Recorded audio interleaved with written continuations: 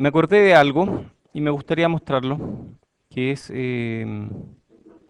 tal vez yo puedo hacer eso. Sí, sí puedo. Ya, eso está bueno. Quiero mostrar algo, que es un microscopio que no es muy bueno.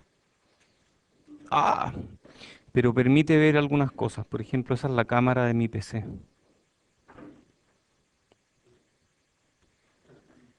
Igual fue choro ese efecto, ¿no? Porque enfocan diferentes partes. Y esta es la caja del microscopio y uno puede ver cosas aquí. O sea, se ven cosas chicas. Yo uso este lápiz para tomar notas y esa es la punta del lápiz. Ya, la idea de esto no es que les dé un ataque de epilepsia por la frecuencia que estoy mostrando, sino más bien mostrar que el microscopio permite ver cosas. ¿Qué es esto? Esto es un pedazo de flor, parece, a ver. ¿Ah? Alguien lo puso ahí en la mesa. No, parece que no era una flor. No, sí, es potente el micro. Ya, algo permite ver. Bueno, traje unos chips. Quiero mostrar chips. ¿Han visto chips o no? ¿No han visto chips? Sí. Ya, aquí tengo algunos. Esto normalmente yo no los tomo con la mano, a menos que sea para mostrarlo, porque ya están todos malos, entonces está lo mismo. Eso aquí es un chip. Así se ven algunos chips, ¿cierto? Ustedes conocían eso, ¿o no? Pero este es un chip de investigación, entonces uno puede ir y sacarle la tapita y exponer lo que hay dentro. Y lo que hay dentro es el chip realmente. O sea, el chip no es lo que uno ve afuera, eso se llama encapsulado, sino que el chip es esa cosa que está dentro y que parece como una ciudad. Es bien impresionante. Ahí algo se ve el cursor. No sé qué se ve, pero es bien raro, ¿ah? Y tiene estos pelitos que son como de oro, que se llaman bond wires o wire bonds, que conectan el chip al encapsulado. Nosotros no hicimos ese chip. Este que les voy a mostrar sí lo hicieron alumnos míos. Es más chico, tiene los wire bonds todos rotos, pero eso es porque lo he manipulado mucho. Ese chip se llama Oatmeal, porque así le pusimos. Y aquí tiene unos inductores. Voy a darlo vuelta, ¿saben? Mejor vamos a darlo vuelta para mostrar algo.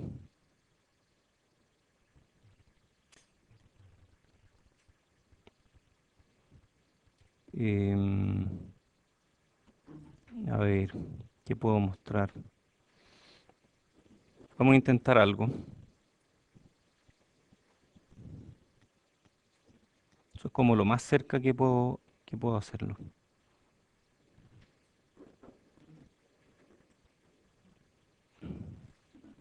Sí, es difícil ver algo, porque aún así es muy grande. O sea, piensen que muy chico. Piensen que el chip mide 1,5 milímetros de lado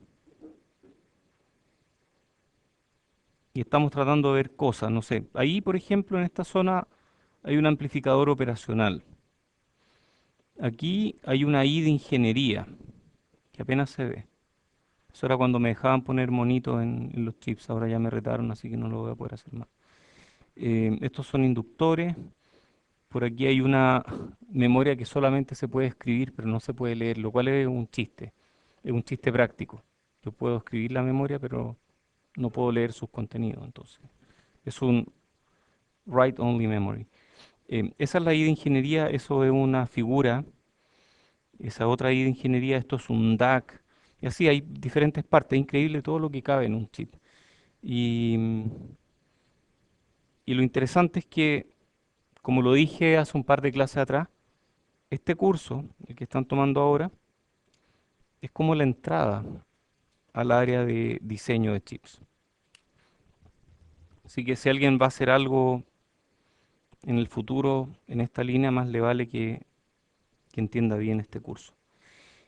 Aquí tengo otros pedazos de chips, que son chips, pero están sin encapsulado. Entonces, aquí hay unos sin encapsulado. Estos me los dio un amigo, no tengo idea de lo que hacen. Y son chiquititos, son realmente chicos, para que tengan una idea. Eso es un chip. Y esos que están por los bordes,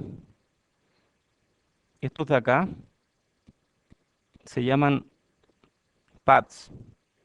Y uno no suelda esto, uno los conecta con wire bonds al encapsulado. Entonces, la única forma de conectarse así o con una máquina que se llama Probe Station o micromanipulador. Nosotros tenemos uno. Es divertido, porque uno va y se conecta así con unos cablecitos chiquititos, muy filudos. Oh, esto tiene regla, a ver, me permite medir cosas, veamos si funciona.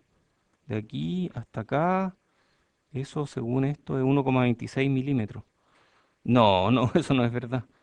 Este es mucho más grande, según yo son como 4 milímetros. Está malo esto, está pésimo. Ya, no importa, me estafaron. Está pésimo, ya. Bueno, sigamos con la clase. ¿Les gustó el chip o no? Está bonito. Ya, sigamos con la clase. Estábamos hablando de resistencia de hoja, eso fue lo último que vimos, ¿o no? ¿O vimos algo más? Sí, parece que debe haber sido como lo último que vimos. Y luego de eso pasamos a ver componentes pasivos en electrónica, lo cual nos lleva a los cuatro elementos pasivos, cuatro elementos circuitales pasivos que existen en el universo, me atrevería a decir, que son el resistor, el capacitor, el inductor y el memristor. El resistor todos lo conocen, V igual RI. Hola. Estaba malo el metro, ¿no? Sí, ya. Después, sí, así me contaron. Después tenemos el capacitor. Después, este también conocen la ecuación. Esta es bueno saberla, súper bueno. El inductor, aquí está muy bueno para la gente del área de potencia, sobre todo. Así se ven, ¿ah? Así se ve un resistor típico, así se ve un capacitor discreto, así se ve un inductor discreto. Y el memristor, cuya propiedad es la memristencia, y su unidad es ohm, pero tiene una ecuación bien rara que es no lineal y, y al final produce curvas I y V que tienen histéresis, entonces permiten encenderlas y apagarlas. Yo tengo, como dije, un alumno de doctorado que está trabajando en memristores y que casualmente es ayudante del curso también. Y es muy bueno, entiende mucho de electrónica él, ha hecho hartas cosas. Si alguien quiere saber más de memristores, pregúntenle a él. O a mi postdoc, tengo un postdoc también trabajando en memristores. Es su investigación, yo lo ayudo en lo que puedo. Histéresis. Es un concepto de ingeniería. Qué bueno que lo preguntas. Qué bueno que lo preguntas, sí. Histéresis tiene que ver con, si tú tienes una curva, por ejemplo, de dos variables, y la curva puede ser, por ejemplo, cuando tú haces crecer la variable A, la variable B también crece. ¿De acuerdo? Entonces tú puedes graficar una curva. Y si tú después te devuelves en la variable A, lentamente, no tiene que ser rápido, te devuelves lentamente, el camino de vuelta no es el mismo que el camino de ida.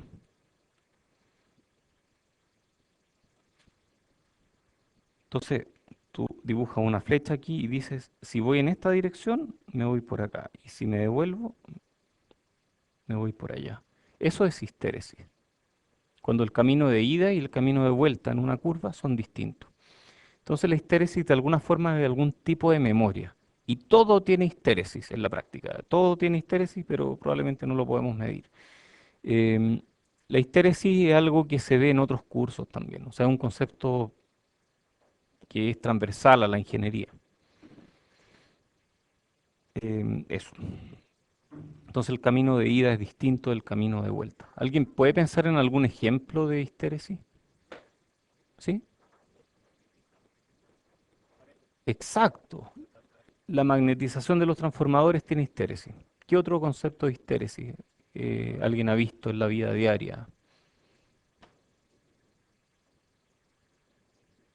Nadie se le ocurre ninguno. ¿Sí? Ciclos termodinámicos tienen histéresis, efectivamente, tienen histéresis. ¿Algún otro? ¿Sí? ¿Mm?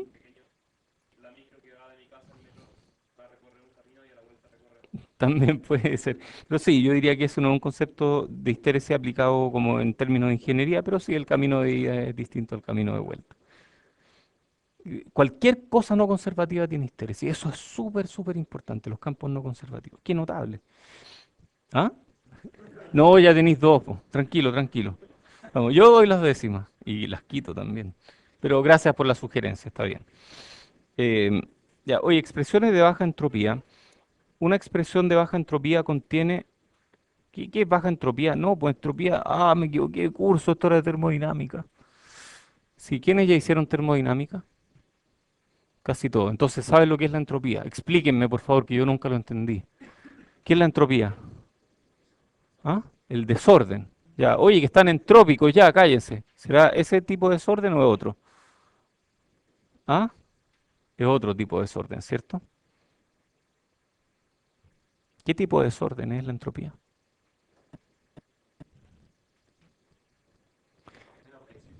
Ah, la cantidad de estado. Y tiene que ver con el desorden que lleva ese estado, ¿cierto? Algo así. Bueno, hay un cuento muy bonito de Isaac Asimov que habla de entropía. ¿Alguien lo ha leído? Se llama La última pregunta. ¿Nadie lo ha leído? Léalo, es bueno, es bueno. Debieron haberlo leído en termodinámica, es un buen cuento. Van a perder media hora en leerlo y lo van a recordar el resto de su vida. O sea, va a ser una media hora bien invertida, creo yo. Está lindo, está bien escrito. Ya. Entonces, ¿cómo es la cosa? Una expresión de baja entropía, o sea, la entropía parece que también en este curso se aplica a expresiones. Eso es un concepto que yo tomé de un tipo que se llamaba Middlebrook. Middlebrook.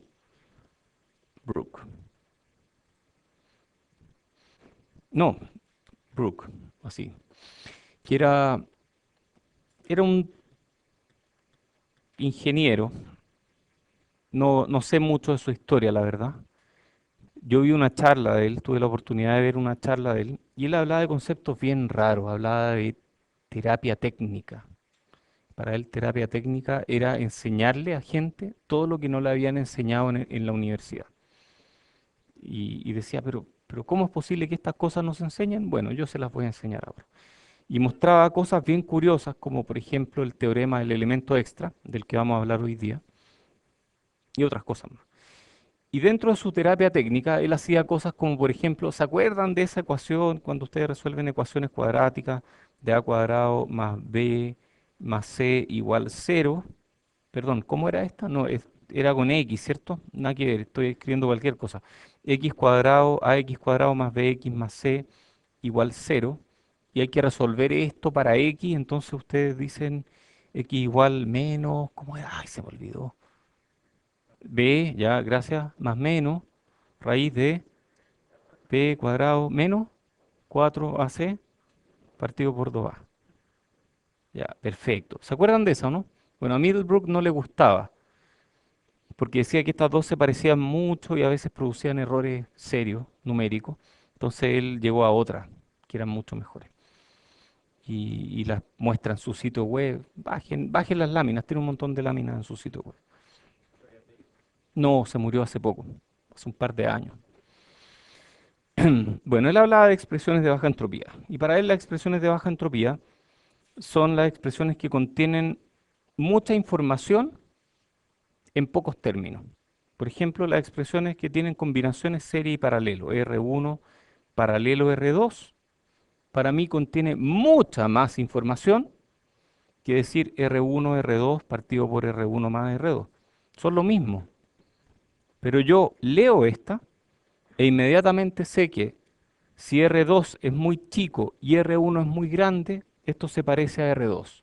Entonces esto tiende al menor entre los dos. Entonces me entrega más información.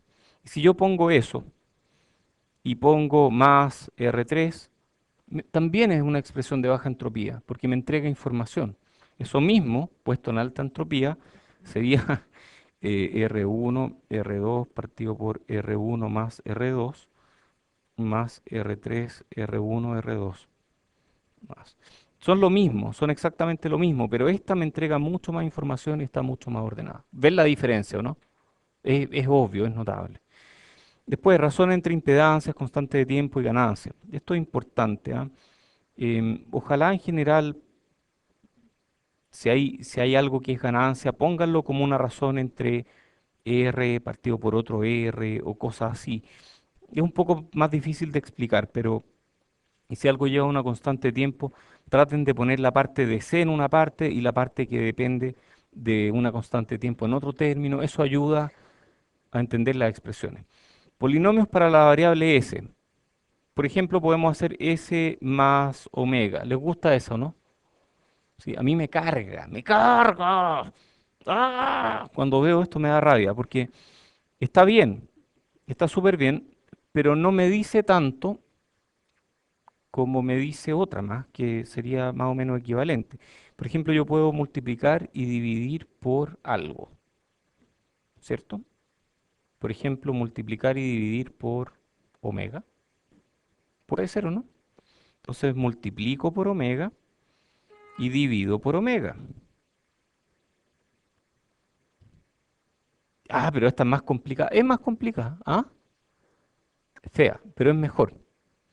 En general es mejor, porque me permite saber inmediatamente qué es lo que pasa cuando S es cero. Si S es cero, todo esto se va y me queda algo afuera. Me permite saber inmediatamente lo que pasa cuando S es infinito. Entonces, todo este término que lleva un 1 significa que todos los términos que van sumados con ese 1, ¿qué unidades tienen? No tienen unidades, son adimensionales. Y cuando uno lo expresa de esta forma, es mucho más fácil dejar toda la parte de C en un lado y toda la parte AC en otro lado. Y la parte AC, que tiende a un valor máximo, por ejemplo, es súper fácil de evaluar cuando uno la deja expresadas como uno más algo. Entonces, cuando hagamos polinomios para la variable S, siempre partimos con uno más algo por S más otra cosa por S cuadrado. Ya, ese algo, ¿qué unidades tiene?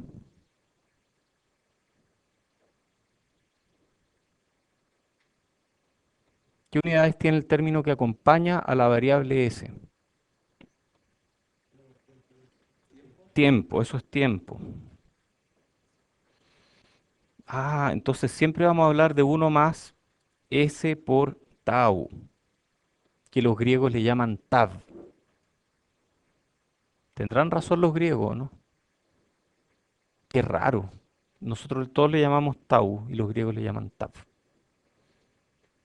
Yo tengo un postdoc que es griego, pero él habla chileno, así que seguramente le dice tau también. Oye, entonces eso es tiempo. Y ese tiempo es la constante de tiempo de este sistema.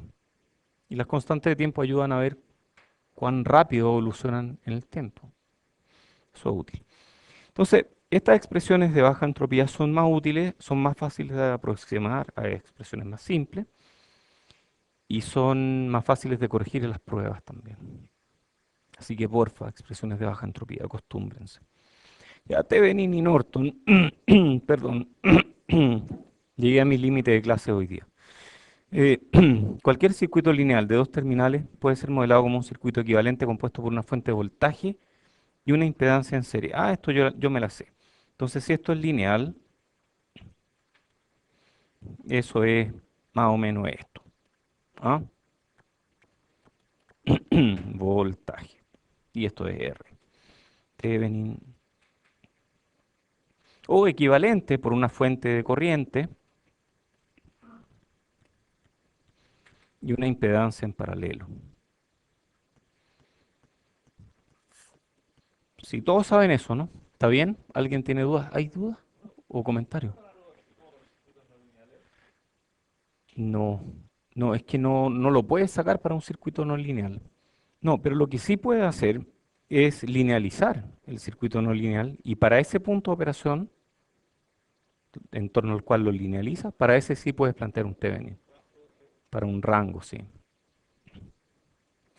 Oye, perdón, es clave que sea lineal. Si no es lineal, no sirve Thevenin, no sirve Norton. Muy bien, y nosotros usamos esto, y en electrónica lo usamos demasiado, porque ¿se acuerdan cuando hablábamos esto de, de conexiones de bloque? Y un bloque que tiene una impedancia de salida, y otro bloque que tiene impedancia de entrada y que aparece un divisor resistivo que produce una atenuación por efecto de la carga. ¿Se acuerdan de eso, no? Bueno, eso lo vamos a usar todo el rato. Entonces, para nosotros en electrónica, Thevenin y Norton serán nuestros amigos. Norton en particular, más que Thevenin. Oye, siempre hablamos de que la carga exige a la fuente. Entonces nosotros aquí, está en nuestra fuente y aquí conectamos una carga, RL. Esta es nuestra fuente y nosotros aquí conectamos una carga, RL. ¿Cierto? Y la carga puede ser resistiva, como en este caso, pero también hay cargas capacitivas. Y las cargas capacitivas consumen energía, ¿o no? No, porque después la devuelven, ¿cierto? Después devuelven las cargas, la energía.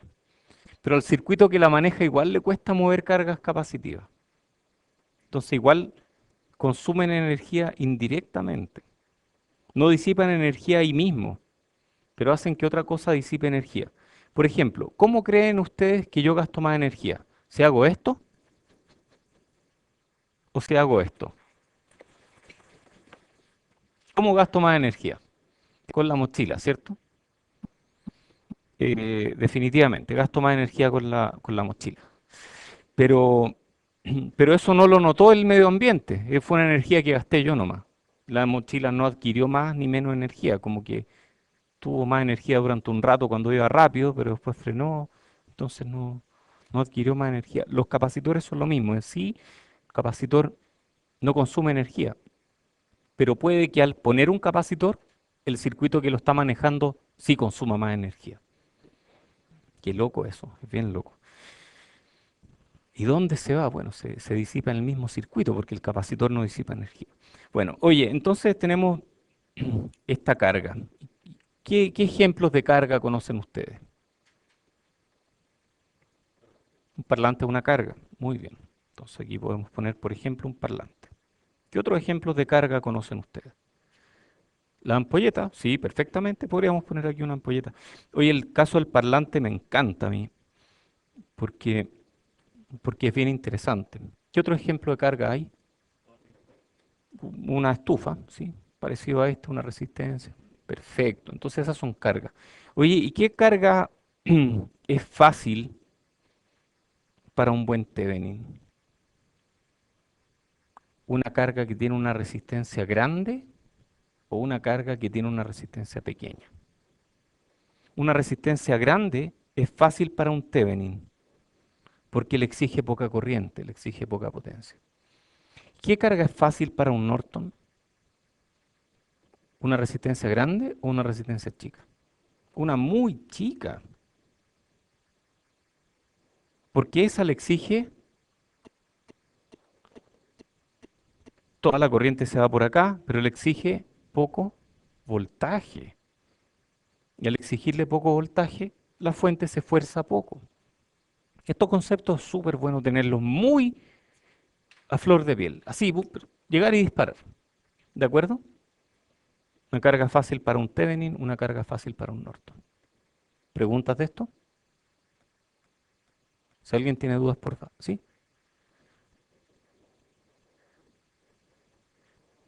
La esta es la resistencia de Thevenin. Estábamos hablando ahora de la carga, de un circuito que tenga una resistencia equivalente en la entrada, por ejemplo. Puede ser, ¿sí? Al Norton, ¿por qué el circuito dual? Es divertido, ¿ah? Pero este concepto de dualidad lo vamos a manejar un montón en el curso. ¿Qué potencia está entregando esta fuente? Voltaje por corriente, ¿cierto? Y la corriente es fija. Entonces, la potencia va a ser función del voltaje. Mientras más voltaje, más potencia. Si yo aquí pongo una resistencia muy grande, corriente por resistencia, me va a dar un voltaje grande, o sea, esta cosa va a tener que entregar mucha potencia.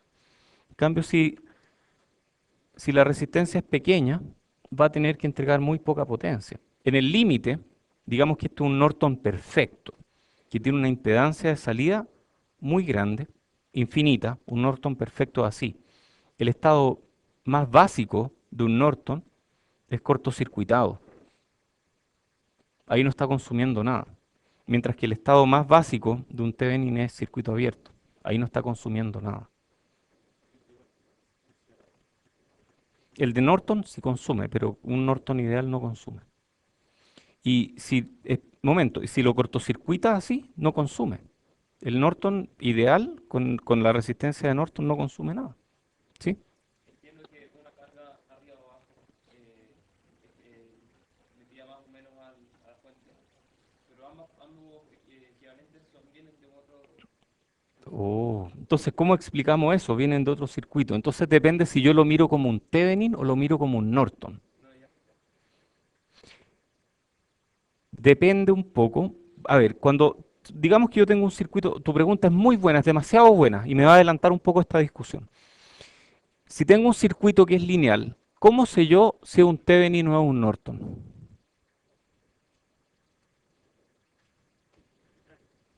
Es arbitrario realmente, es súper arbitrario.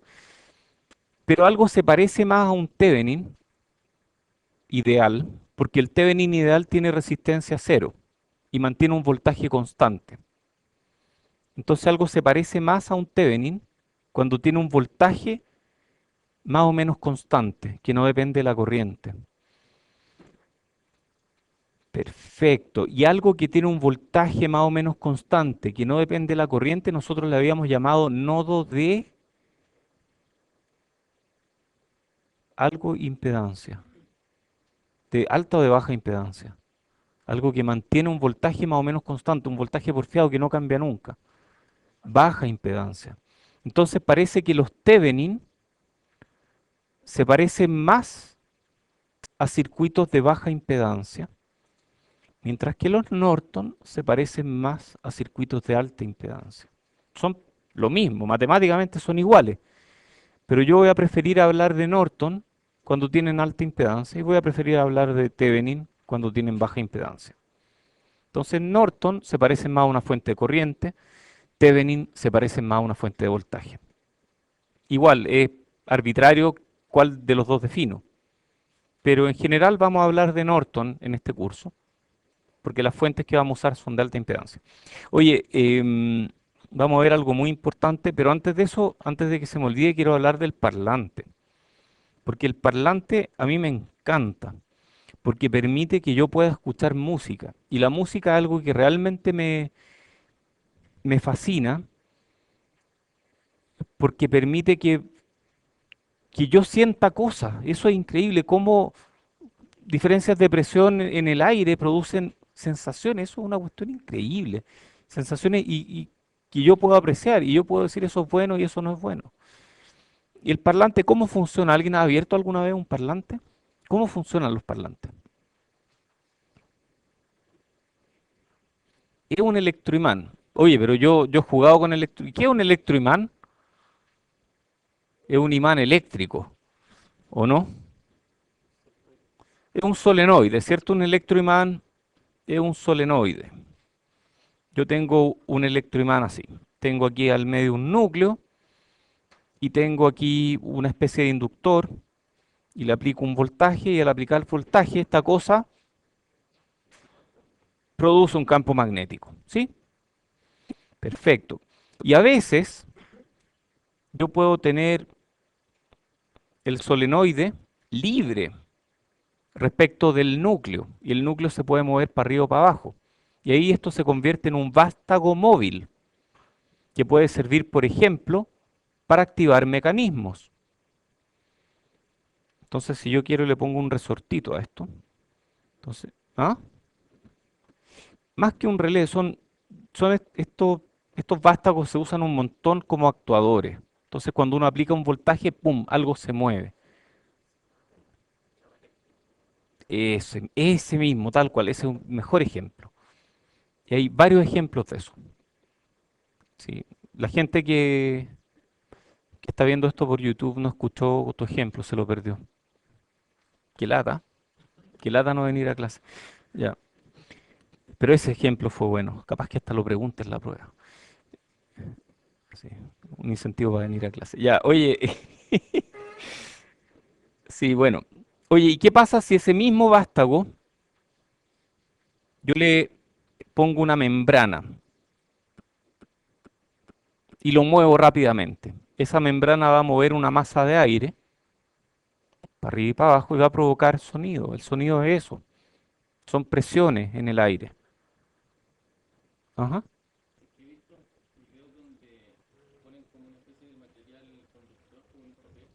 Ujú.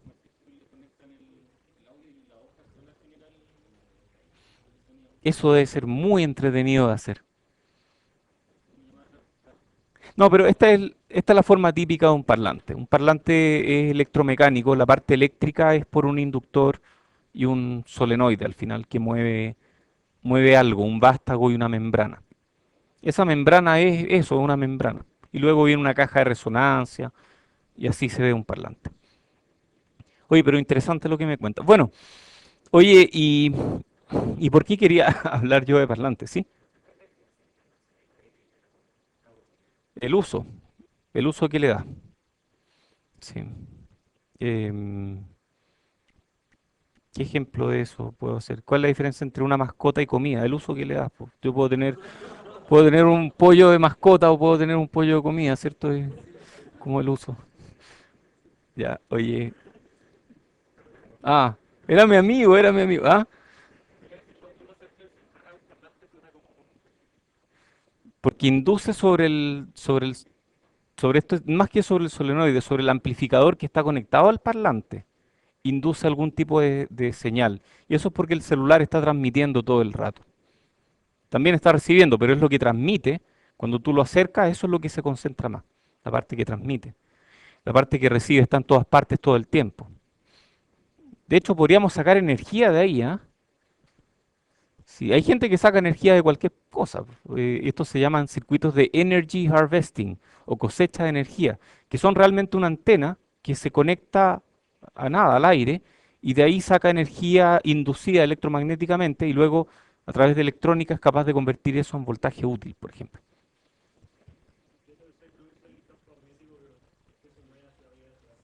Em, Imagínate que esto fuera un clavo, y si tú pones el clavo en esta posición, el campo magnético va a atraer al clavo y va a estar en su condición de mínima energía cuando el clavo esté metido en la mitad. Entonces tiende a esa condición de mínima energía. Esa es la razón por la cual se mueve. Igual que un péndulo tiende a la condición de mínima energía en algún momento. Oye, ¿por qué quería hablar de parlante? ¿Ustedes han mirado alguna vez la especificación de un parlante o no? Impedancia, tienen impedancia. ¿Y qué impedancia tienen? 8 ohm, típico, parlante dice 8 ohm en alguna parte. ¿Qué significa eso? Que si ustedes agarran un multímetro, cambian el multímetro a medir impedancia y lo miden, van a medir 8 ohm. Se supone. ¿Lo han hecho alguna vez o no? ¿Y cuánto mide? ¿Mide 8? Mide cualquier cuestión. No mide 8 ohm. Entonces, ¿qué significan esos 8 ohm? Significa que a las frecuencias de audio, esta cosa se parece más o menos a 8 ohm. Entonces ya un parlante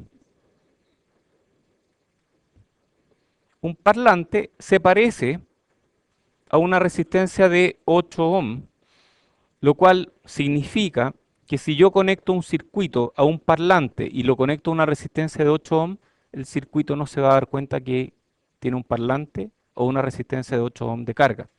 Eso es lo que significa. Lo interesante es que esos 8 ohm de resistencia es una especie de resistencia equivalente, pero el parlante realmente es un transductor que convierte energía eléctrica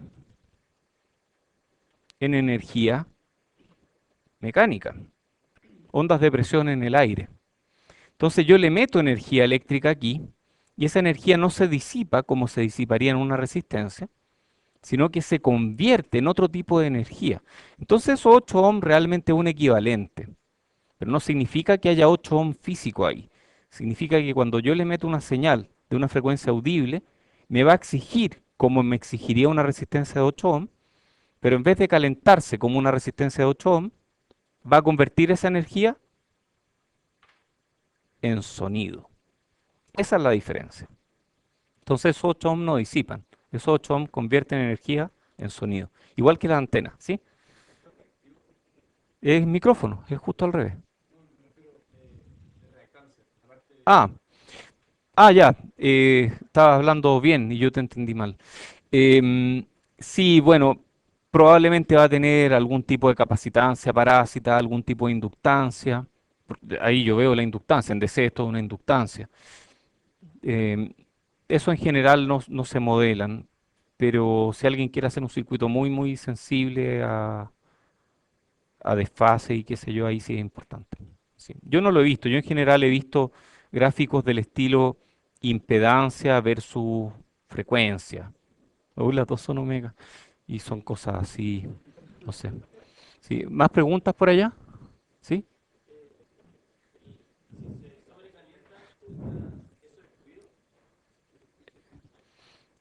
Ruido. Cuidado cuando hablen de ruido, que para mí el ruido es un tema muy importante. Hablen de sonido mejor.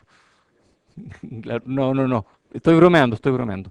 No es ruido. Ese ruido que tú escuchas, más que el sobrecalentamiento, es porque probablemente está haciendo clipping. Clipping significa que, por ejemplo, tu amplificador está siendo alimentado por rieles de alimentación y si tú subes mucho el volumen, la onda de salida va a llegar hasta los rieles. Y si tú tienes una sinusoide que topa en los rieles, se convierte en una triangular. Y esa triangular suena feo. Dije triangular, eso es cualquier cosa, es un trapecio. Entonces cambia, ¿cierto? Sí, eso es saturación. A eso yo le llamo saturación o clipping. Y es que corta la forma de onda. Oye, hagan algo. Agarren un MP3. Existe un programa súper divertido que se llama Audacity. ¿Alguien lo ha usado, no? Que es súper gratis, pero además es súper bueno. Entonces ustedes lo bajan y pueden convertir un MP3 o grabar un audio, lo que sea, y graben una sinusoide. Lo más parecido a una sinusoide de esto. Eso es muy parecido a una sinusoide. Entonces van a ver esto. Y pueden mirar la forma de onda y después pueden hacerla más grande y van a ver que después cuando empieza a clipear, no se jueguen con eso, es bueno. ¿Hay preguntas? Él estaba antes, sí. Oh, eso es un tema súper complicado. Lo más probable es que la calidad vaya en relación directa con lo que cobran por el parlante. Lo malo es que no es chiste. Y eso, digamos que tiene alguna correlación con si a la gente le gusta o no. Pero eso no necesariamente define si es que suena bien o no. Es súper raro, ¿ah? Es súper raro. Pero si es que uno se pone como estricto, yo quiero que el parlante, por ejemplo, si yo le meto diferentes frecuencias en la entrada, ojalá que las diferentes frecuencias salgan a la salida con la misma atenuación. Y si yo le meto diferentes frecuencias, ojalá que todas salgan con con el mismo retardo. Eso para mí sería un buen parlante. No sé si suene bien, pero sería un buen parlante. Y en teoría, para hacer un buen parlante, realmente necesitaría hacer varios parlantes desde muy chico hasta muy grande y a cada uno de estos le entrega frecuencias diferentes y cada uno de estos los sintoniza para que tengan el mismo retardo desde la entrada a la salida. Entonces se complica harto. Es complicado hacer buenos parlantes. Sí, por aquí había una pregunta.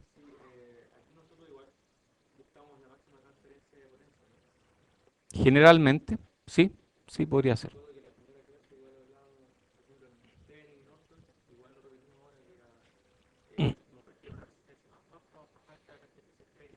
Sí.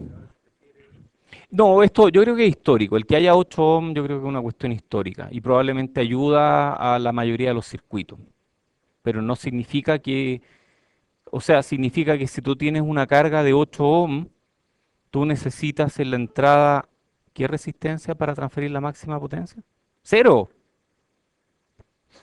Siempre caen en esa, ¿cierto? Cero, necesito 0 ohm, entonces no tiene que ver con eso. Pero si yo tengo algo con 8 ohm aquí, probablemente voy a poder transferir la máxima potencia de aquí a algo que tiene una carga de 8 ohm. Esa es la otra forma de verlo. Ya. Oye, hablemos de superposición. Ya habíamos hablado de esto. En un circuito lineal, muy importante lineal, la respuesta a un nodo rama, o sea, el voltaje o corriente, puede ser calculada como la suma de las contribuciones individuales de cada una de las fuentes independientes cuando las otras están apagadas. Entonces, agarramos todas las fuentes y cada una de ellas aporta.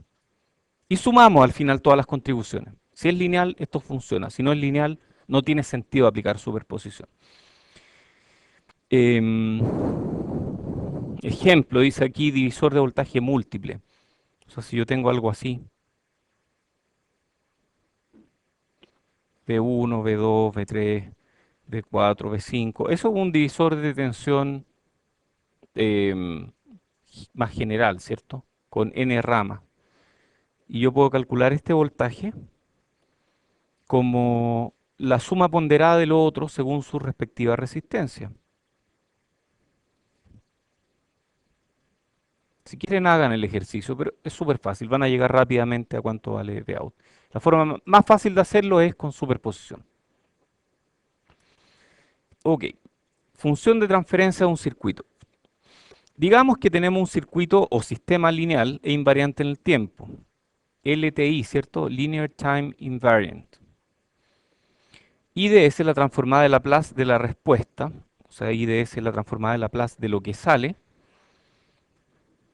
de la respuesta a una excitación independiente, cuya transformada de Laplace es XDS. Entonces XDS es la transformada de Laplace de la entrada y es independiente, y ds es la transformada de Laplace de la salida que depende de la entrada. La función de transferencia puede ser definida como TDS es IDS partido por XDS. Y esta definición considera condiciones iniciales cero. Si TDS representa a un sistema lineal sin retardo, TDS puede ser representada como el cociente entre un numerador ds y un denominador ds, donde el numerador es un polinomio ds y el denominador es otro polinomio ds. ¿Todos de acuerdo, no? Esto es un repaso de circuito. Hay como 6 tipos de funciones de transferencia en un circuito. Las de ganancia de voltaje, que son voltaje partido por voltaje. Las de ganancia de corriente, que son corriente partido por corriente. Las de... ¿Cómo se dice esa palabra rara ahí? Transadmitancia, qué palabra tan rara esa, que es como una especie de admitancia. Es corriente partido por voltaje y lo contrario de transadmitancia es transimpedancia, que es voltaje partido por corriente. Claro, esta se mide en ohm, esta se mide en Siemens, esta se mide en ampere partido por ampere, que es adimensional, esta en volt partido por volt, que es adimensional. Oye, existen otras dos que son especiales, también son funciones de transferencia en un circuito que se llaman admitancia de nodo o driving point admittance, que tiene que ver con eh, la admitancia que ve una fuente en un nodo, o sea, es voltaje, es corriente partido por voltaje en un par de nodos. Mientras que la impedancia de nodo, que es lo que nosotros en este curso le llamamos impedancia equivalente de un nodo, es la razón entre voltaje y corriente en ese nodo, en ese par de nodos. Esta es súper importante. Todas las funciones de transferencia de un circuito lineal, si no es lineal no tiene sentido hablar de funciones de transferencia, tienen el mismo DDS, o sea, el mismo denominador en la función de transferencia, y por lo tanto, dado que el- los polos son las raíces de DDS, entonces todos tienen los mismos polos. Todas las funciones de transferencia de un circuito lineal tienen los mismos polos. Ya vimos que los polos son las raíces de DDS. DDS es la ecuación característica del sistema descrito por el circuito. El número de polos se relaciona con el número de S, con el número de condiciones iniciales de un circuito. Todas las funciones de transferencia que pueden ser derivadas de un mismo circuito lineal tienen el mismo DDS, por lo tanto, tienen los mismos polos. DDS depende de la topología de la red. DDS no depende de dónde está la entrada y no depende de dónde medimos la salida. Esa cuestión es notable, yo lo encuentro increíble. ¿Cómo determinamos los polos de un circuito? Para esto, léanse el Wolperian. Ya hablé de ese libro, ¿no? Hablé de Middlebrook. Y Middlebrook escribió un montón de cosas y Wolperian después agarró esas cosas y las puso en un libro. Wolperian. Wolperian debe enojarse mucho si escucha como yo digo su apellido, porque no tengo idea cómo se dice. Y su nombre ay, creo que así se escribe. Pero bueno, Wolperian, ese sí lo conozco. Y el libro, yo tengo una copia del libro, por si alguien quiere verlo, lo tengo en mi oficina. Léanse el primer par de capítulos, es súper, súper revelador. Bueno, ahí hablan cómo determinar los polos de un circuito. Los polos son las raíces de DDS, que se puede obtener de cualquier función de transferencia de la red. Por lo tanto, una opción para determinar los polos es agarrar cualquier función de transferencia y determinar DDS y a partir de ahí sacar los polos. Eso se puede hacer. Otra opción es agarrar un nodo y tratar de determinar, por ejemplo, la impedancia de nodo o la admitancia de nodo. Y a partir de ahí calcular los polos. Pero ahí no da lo mismo si pongo una fuente de voltaje o si pongo una fuente de corriente. Y esto causa tantas dudas, está explicado en el Wolperian. Esto causa tantas dudas en este curso y, y la razón de ello es curiosa. A ver, yo dije en algún momento que los polos DDS y por lo tanto los polos no dependen de dónde está la excitación, ¿cierto? Entonces yo podría preguntarle cuáles son los polos de este circuito, sin decirles dónde está la excitación.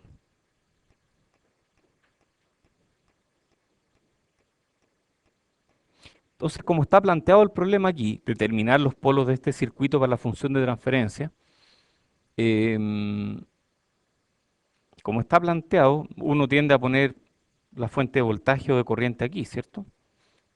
Sí, está hecho para que uno se equivoque así. Qué complejo. A ver, a lo que quiero llegar con esto es lo siguiente. Si yo aquí pongo una fuente de voltaje, puedo obtener un polo, y ustedes lo pueden calcular, va a estar en 1 partido por, esto lo voy a hacer mentalmente, va a estar en 2 partido por RC.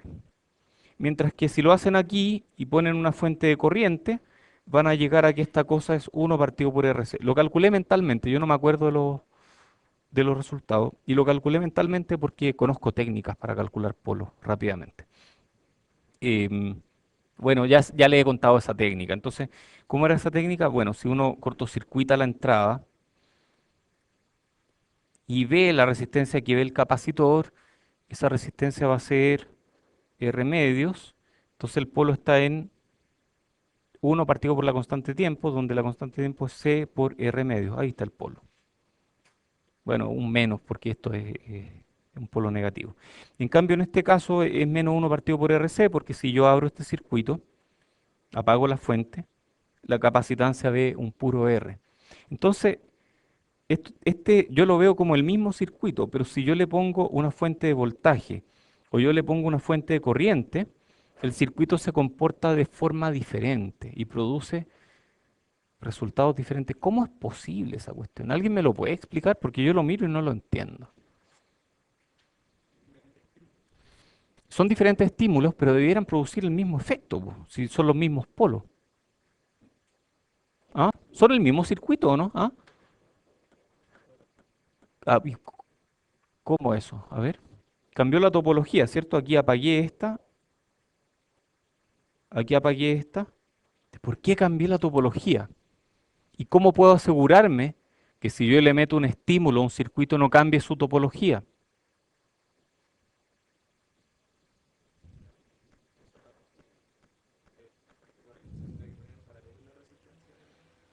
La fuente corriente, aquí abajo, si quieres una fuente de corriente en paralelo a la tú dices aquí así. A ver, hay algo ahí, parece que hay algo. Que si yo quiero cambiar, que si yo quiero entregarle un estímulo a un circuito sin cambiar su topología, tengo que ver bien dónde la pongo. ¿De acuerdo? ¿Dónde la pongo? Em, hay una forma súper fácil de ver. Si yo después apago la fuente y me cambió la topología es porque puse mal la fuente. Entonces, en general, las fuentes de voltaje yo las pongo en serie. Y las fuentes de corriente las pongo en paralelo. Y así no cambio la topología. Entonces, si alguien alguna vez les da una red desconocida y les dice, calcúlame los polos de esta red, y ustedes no tienen ni idea dónde está el estímulo, pero les dan la red completa, así tal cual como está, y no hay estímulo en ninguna parte, si ustedes no quieren cambiar la topología de la red, pongan un estímulo de voltaje en serie, por ejemplo, ahí, o de corriente en paralelo, por ejemplo, aquí, o en cualquier parte. Y con eso no cambian la topología de la red. Ok, sigamos. Teorema del elemento extra. Sí, a lo que sea. En cualquier parte, da lo mismo, si lo importante es que la ponga en alguna parte. No hay estímulo, o sea, no hay una entrada, es una red arbitraria, no hay entrada, tú no sabes dónde está la entrada. Para no cambiar la topología, pon una fuente de voltaje en serie con cualquier rama o una fuente de corriente en paralelo con cualquier rama. Y con eso no cambiaste la topología. Porque tú tuviste que abrir la rama para poner la fuente entre medio. Ahí está en serie. Ya, oye, el teorema del elemento extra. Oye, y si tienen dudas, apaguen la fuente. Y al apagar la fuente deberías volver al circuito inicial. Si no volviste al circuito inicial es porque cambiaste la topología. Ya, oye, hablemos del teorema del elemento extra. Oye, espérate, es que esto siempre produce problemas. Después yo les digo, oye, calcúlame la impedancia de este nodo. Y ustedes se empiezan a enredar porque se confunden con esto que puse aquí. Para calcular la impedancia del nodo da lo mismo. Ustedes pueden poner fuente de voltaje o fuente de corriente, da lo mismo. Cualquiera de las dos funciona. Así que no se confundan. Estos son cosas distintas. Para calcular impedancia de nodo, ponen fuente de voltaje y miden corriente, o ponen fuente de corriente y miden voltaje.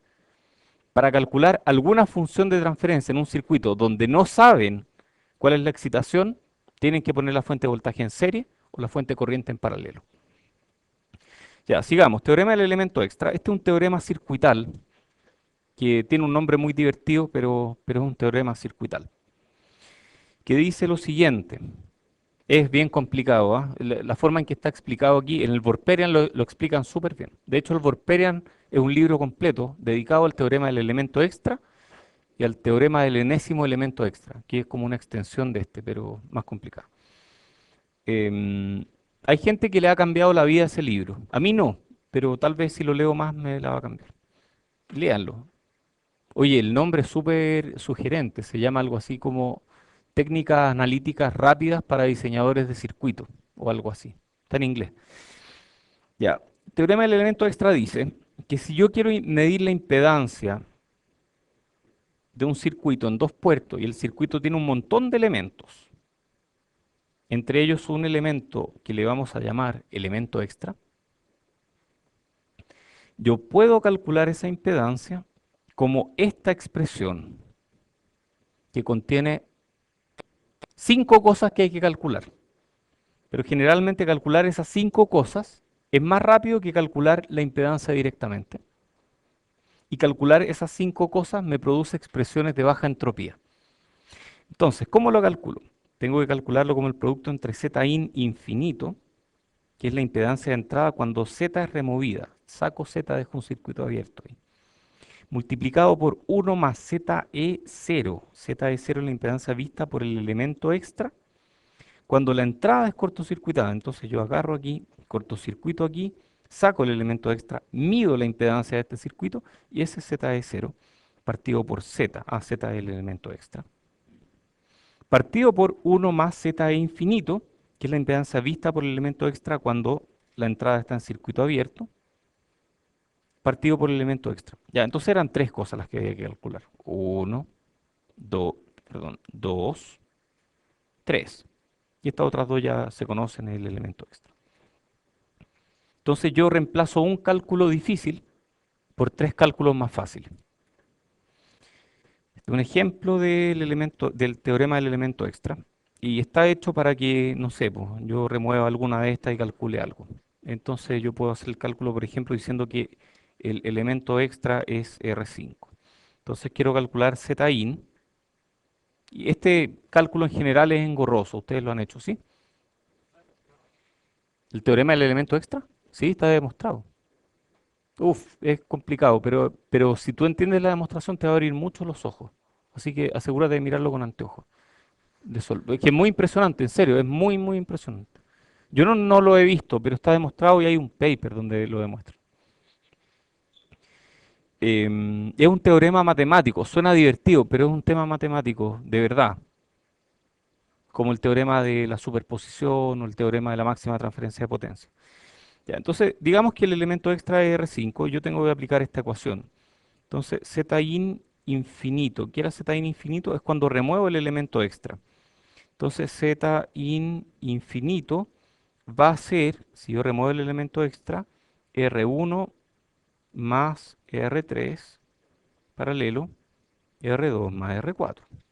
Después, ZE0, si yo cortocircuito aquí, abro esto, saco el elemento extra y miro por ahí, ¿qué voy a ver? Voy a ver que R1 y R3 están en serie. Y ese está en paralelo con R2 y R4. Entonces va a ser R1 más R3. No, me equivoqué. No puede ser la misma que la otra. Si yo miro así, R1 más R2 se quedan cortocircuitados entre sí, ¿o no? No, yo estoy mirando desde aquí. O sea, estoy metiéndole una fuente de corriente aquí. Y esto se va por aquí. Mejor lo dibujamos, ¿no? Si no nos vamos a confundir un montón. Entonces va a quedar una cosa así. R1, R3,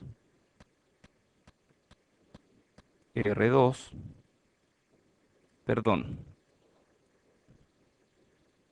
R4. Y me conecto aquí. ¿Está bien así o no? ¿Sí? ¿Cómo queda esto? ¿Ah? Este nodo es el mismo para esos dos y ese nodo es el mismo. Entonces R1 más R3. Paralelo R3, perdón. Estos dos, R1 y R3, están en paralelo. ¿Sí?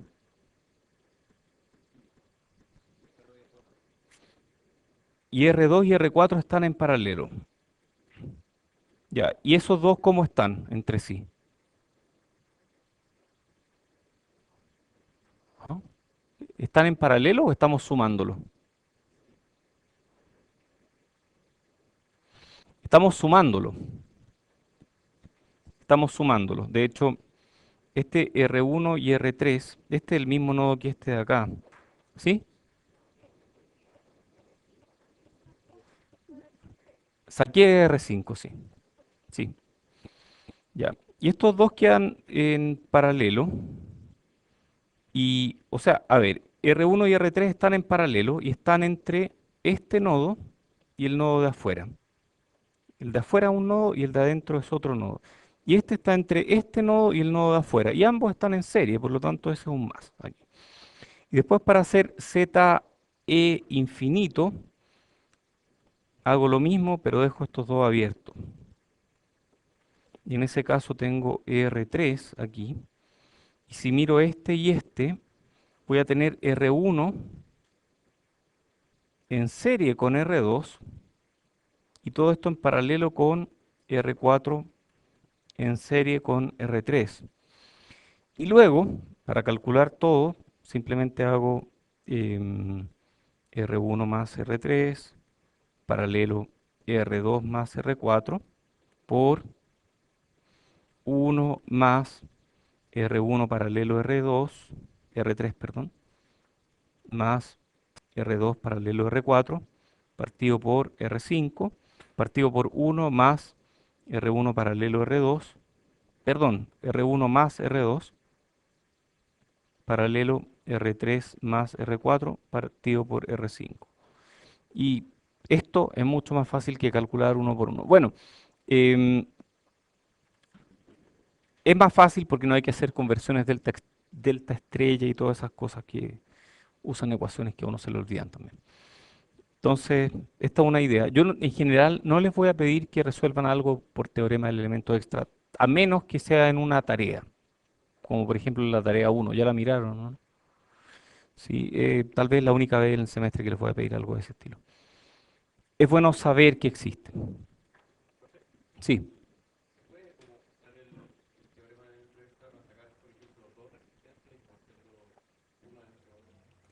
Creo que ahí usáis el del enésimo teorema, enésimo elemento extra, pero no lo conozco bien. Tendrías que leer el libro, yo no me lo sé. Sí, pero no, no es como inducción, es otra cosa, es otro teorema. Oye, teorema de Miller es otro teorema circuital importante. Déjenme mirar redes de dos puertos primero, para terminar con Miller. Redes de dos puertos, un modelo matemático para representar cajas negras con dos puertos. Tienen voltaje y corriente en un lado, voltaje y corriente en otro.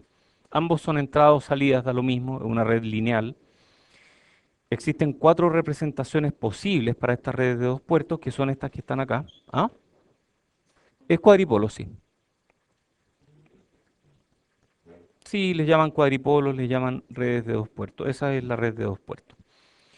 Y no es que internamente haya esto, pero uno las puede representar como que internamente estuvieran compuestas por estos cuatro elementos. Y esto se presta mucho para lo que es representación matricial y hacer operaciones matriciales y ese tipo de cosas. Y sus parámetros pueden ser calculados haciendo pruebas de cortocircuito y de circuito abierto. Y llegamos aquí, entonces vamos a ver ahora Miller.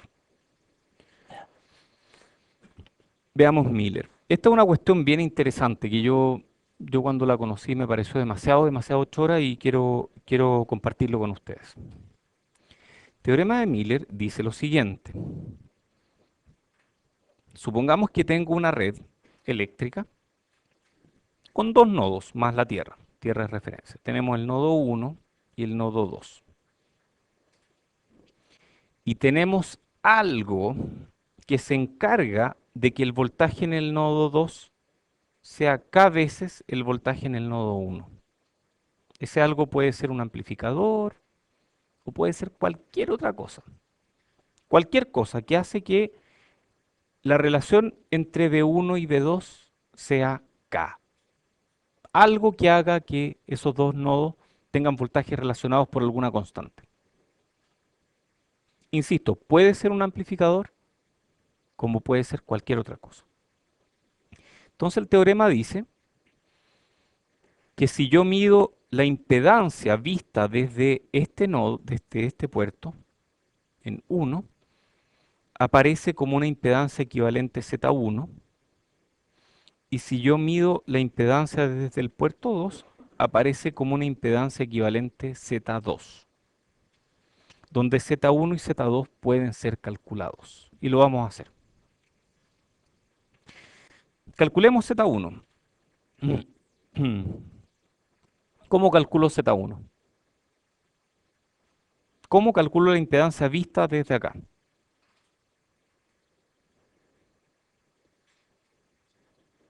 Pongamos una fuente, eso, una fuente de voltaje ya. Entonces, ponemos una fuente de voltaje que yo creativamente le voy a llamar VT por voltaje de prueba y voy a medir IT, corriente de prueba. Y yo digo que Z1 va a ser VT partido por IT. ¿De acuerdo? Todos de acuerdo, ¿no? VT está dado, IT es lo que quiero calcular. ¿Cuánto vale IT? IT vale V1 menos V2 partido por Z, gracias. V1 menos V2 partido por Z. Ya. Ah, pero un momento, V1 es VT, son la misma cosa, V1 es VT. Y V2 es K por VT partido por Z.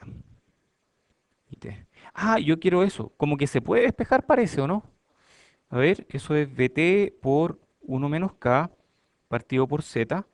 Ah, y yo de aquí puedo decir que z1, entonces, yo de aquí lo puedo despejar. Z1 es, por definición, bt partido por it, y eso va a ser z partido por uno menos k. ¡Tatán! No me dice nada, la verdad. Yo miro esto y no me dice nada. Es una ecuación, una fría ecuación en un pedazo de papel o en una pantalla. No dice absolutamente nada. Calculemos cuánto es Z2. Entonces, ¿cómo calculamos Z2? Aplicamos una fuente de prueba aquí y medimos la corriente, ¿cierto? ¿Podemos hacer eso? O podemos aplicar teorema de Miller. Ya calculamos cuánto va para un lado, entonces podemos calcularlo para el otro. Y para el otro, yo sé que V1 es V2 partido por K, ¿cierto?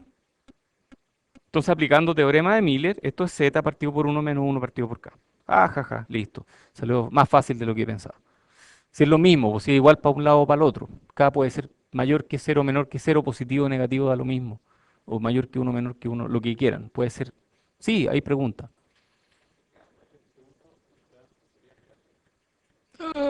¿Cómo es posible? Hacer impedancias negativas. Eso está prohibido. Impedancias negativas no existen. O sí existen.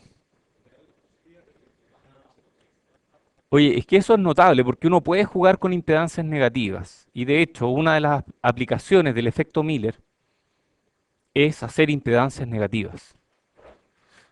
¿Y las impedancias negativas entregan potencia? ¿Será posible que entreguen potencia? No, nada entrega potencia, salvo las fuentes que pierden energía y entregan energía de otra forma. Pero el efecto circuital es como si hubiera una impedancia negativa.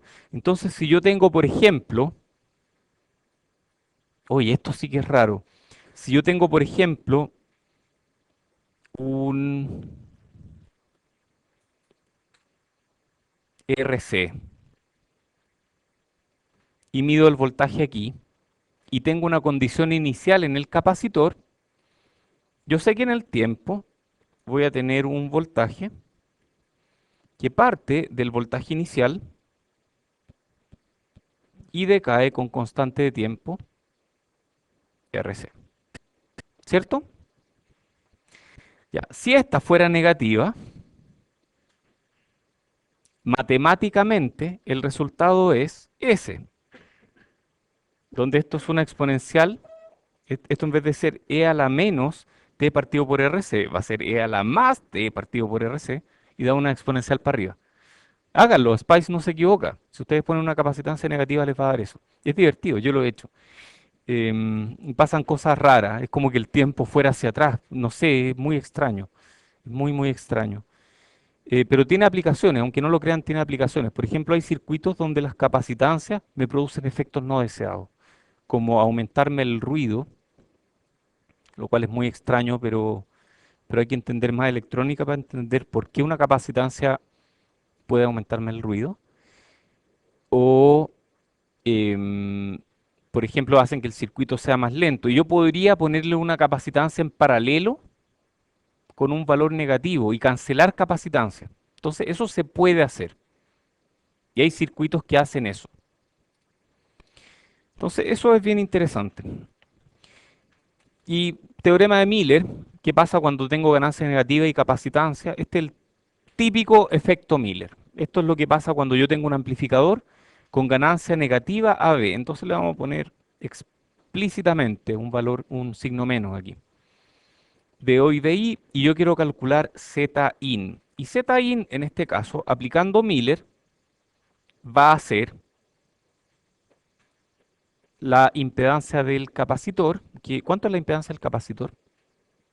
1 partido por SC, partido por uno menos, según la fórmula, uno menos K.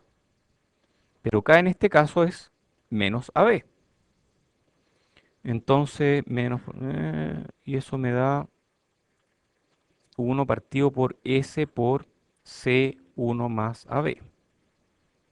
Y esto es equivalente